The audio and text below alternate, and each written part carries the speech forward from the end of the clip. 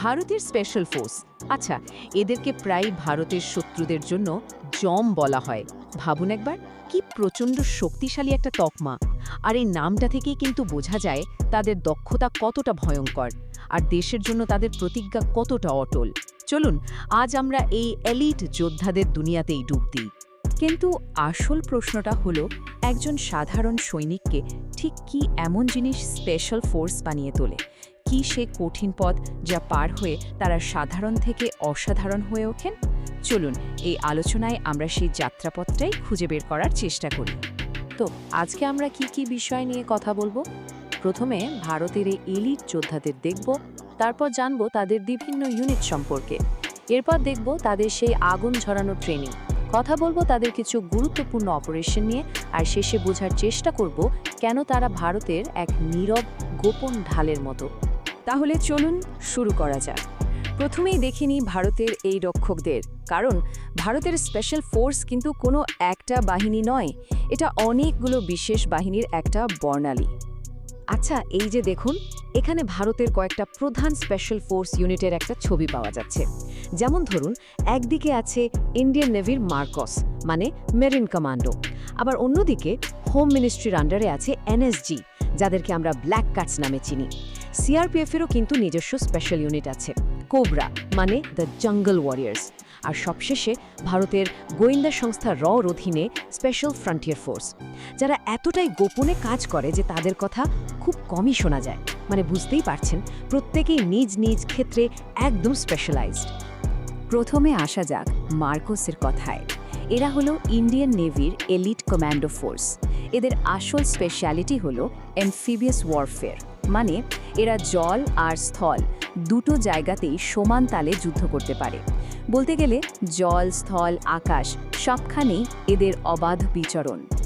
এরপর আসছে এনএসজি, অর্থাৎ ন্যাশনাল সিকিউরিটি গার্ড। এদেরকে আমরা সবাই ব্ল্যাক ক্যাটস নামেই বেশি চিনি।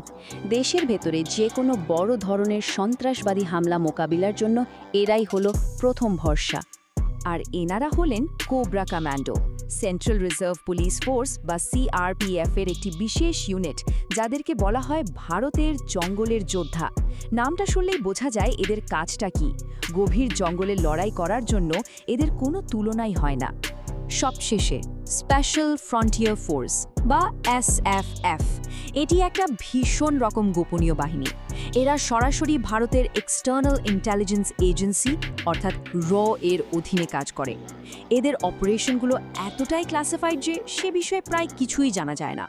তো এই যে এতগুলো সেরা বাহিনীর কথা আমরা শুনলাম, এরা আসলে তৈরি হয় কিভাবে?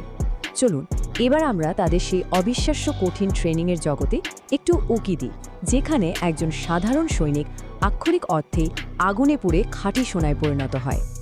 এই এলিট হবার রাস্তাটা কিন্তু মোট 3টে ধাপে ভাগ করা। সবার প্রথমে হয় প্রি সিলেকশন টেস্ট, যেখানে দেখা হয় যে আবেদনকারী শারীরিক আর মানসিকভাবে আদৌ এই ট্রেনিংয়ের জন্য প্রস্তুত কিনা। তারপর আসে বেসিক স্পেশাল ফোর্স ট্রেনিং, আর সবশেষে হয় অ্যাডভান্সড স্পেশাল ফোর্স ট্রেনিং। এই কথাটা খুব গুরুত্বপূর্ণ। এই পুরো প্রক্রিয়াটা তৈরি করা হয়েছে শারীরিক আর মানসিক ক্ষমতার সীমাকে একদম শেষ বিন্দু পর্যন্ত ঠেলে নিয়ে যাওয়ার জন্য। এটা শুধু ট্রেনিং নয়, এটা হলো মানুষের সহ্যের শেষ সীমাটা কোথায় তা পরীক্ষা করার এক নিরন্তর প্রচেষ্টা। ট্রেনিংটা কতটা কঠিন তার কিছু ঝলক দেখুন। প্রায় ঘুমোতে না দেওয়া ডেথ ক্রলের মতো ভয়ঙ্কর সব শারীরিক কসরত, সব ধরনের অস্ত্র চালানো ট্রেনিং, কালি হাতে লড়াই, ক্লোজ কোয়ার্টার ব্যাটেল মানে একদম সামনাসামনি লড়াইয়ের কৌশল, আর রাতের অন্ধকারে অপারেশন চালানো, এরকম আরও কত কি। এখানে প্রতিটা মুহূর্তই যেন একটা অগ্নি পরীক্ষা। এত কঠিন ট্রেনিংয়ের পর এই যোদ্ধারা ঠিক কী করেন? চলুন এবার তাদের আসল কাজ, মানে তাদের মিশন আর অপারেশনগুলো সম্পর্কে একটু জানা যাক। এখানেই তো তাদের সব দক্ষতার আসল পরীক্ষা হয়। এদের প্রধান কাজগুলোকে মূলত কয়েকটা ভাগে ভাগ করা যায়।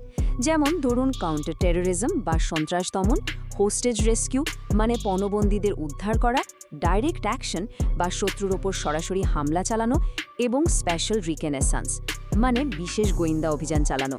আর প্রত্যেকটা মিশনই কিন্তু মারাত্মক ঝুঁকিপূর্ণ।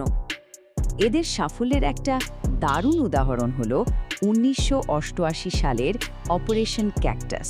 সেবার মালদ্বীপে একটা সামরিক অভ্যুত্থান হয়েছিল, আর সেটাকে থামানোর জন্য MRCOS কমান্ডোরা যে ভূমিকা নিয়েছিল তা এক কথায় অসাধারণ। এটা তাদের ক্ষমতার একটা দারুণ প্রমাণ। এদের ভেতরের গঠনটাও কিন্তু খুব ইন্টারেস্টিং। যেমন NSG-কে দুটো প্রধান গ্রুপে ভাগ করা হয়েছে, স্পেশাল অ্যাকশন গ্রুপ বা SAG আর স্পেশাল রেঞ্জার গ্রুপ বা SRG। এই ধরনের স্পেশালাইজড ভাগ থাকার কারণে এরা নিজেদের কাজে আরও বেশি দক্ষ হয়ে ওঠে। আমরা আলোচনার প্রায় শেষ পর্যায়ে চলে এসেছি। এবার চলুন দেশের নিরাপত্তায় এই বাহিনীগুলোর কৌশলগত গুরুত্ব ঠিক কতটা সেটা সংক্ষেপে বুঝে নেওয়া যাক। আসলে এই ফোর্সগুলো মিলে একটা বিশেষ প্রতিরক্ষা ব্যবস্থা তৈরি করে। ভারতের সবথেকে জটিল আর সংবেদনশীল নিরাপত্তা সমস্যাগুলোর ক্ষেত্রে এরা অনেকটা সার্জনের ধারালো স্ক্যালপেলের মতো কাজ করে, একদম নিখুঁত, সঠিক এবং কার্যকর। এই ছবিটা দেখুন, বিষয়টা খুব সহজ করে বোঝা যাচ্ছে। আর্মি, নেভি, এয়ারফোর্স এই সব বিভিন্ন শাখা থেকে আসা স্পেশাল ফোর্সের সদস্যরা একসঙ্গে মিলে একটা মজবুত, সমন্বিত প্রতিরক্ষা ব্যবস্থা তৈরি করে। এরা কেউ একা নয়, সবাই একটা সিস্টেমের অংশ। শেষে একটা প্রশ্ন রেখে যায়, দেখুন, যুদ্ধের ধরন কিন্তু দিন দিন বদলে যাচ্ছে। ভবিষ্যতের নতুন নতুন চ্যালেঞ্জ আর হুমকির সামনে ভারতের এই এলিট ফোর্সগুলোকে টিকে থাকতে গেলে নিজেদেরকে কিভাবে বদলাতে হবে, এই প্রশ্নের উত্তরের ওপরেই হয়তো আগামী নিরাপত্তা নির্ভর করছে।